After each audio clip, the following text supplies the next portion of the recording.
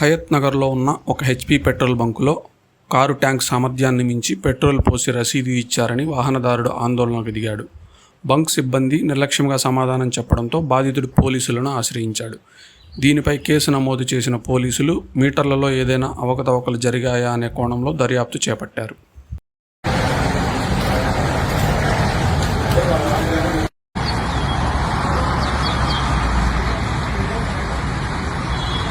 మెజిలింగ్ cylinder ఏ class ఉంటుంది, గ్లాసుది ఉంటుంది. 5 లీటర్ల మెజిలింగ్ సిలిండర్లో కొడితే నీకు వస్తుంది.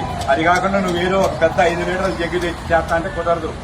జగ్గు నీకు పరిమాణం కాదు, ఒక చట్టం ఉంటుంది. దీనికి కూడా తూలికలు, ప్రమాణికలు, కొలతలు అనేది ఒకటి ఉంటుంది. ఆ జగ్గు కాదు నీ లెక్క. 5 లీటర్ల మెజిలింగ్ సిలిండర్ తీసుకురా. నువ్వు చెక్ చేసి నువ్వు అది తెచ్చి చెక్ చేసి నాకు చూపి నేను పోతా. ఎందుకంటే నువ్వు కొట్టింది పెట్రోల్ నువ్వే కదా కొట్టింది, నేనే కొట్టించుకుని. మరి నాకు తెలుసుగా నా బండి.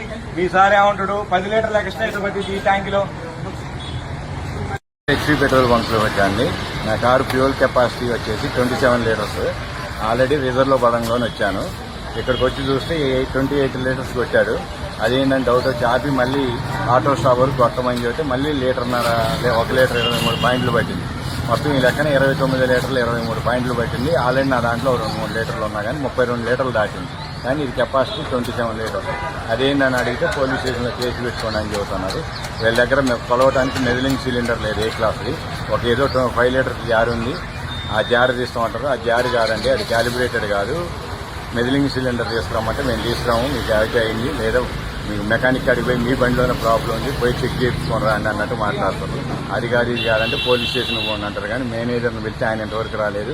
ఎండిఎం మా బంకులో ఏం జరగలేదు, మీరే అబద్ధం ఆడుతారు, మీకు నచ్చిన కింద చేసుకోపోండి అని ఆయన చెప్పి ఫోన్ పెట్టేసింది. ఇది జరిగిందండి. ఈ బంక్ వచ్చేసి HP petrol bunk Hayathnagar Raghavendra hotel దగ్గర ఉంటుంది. Radio station opposite bunk.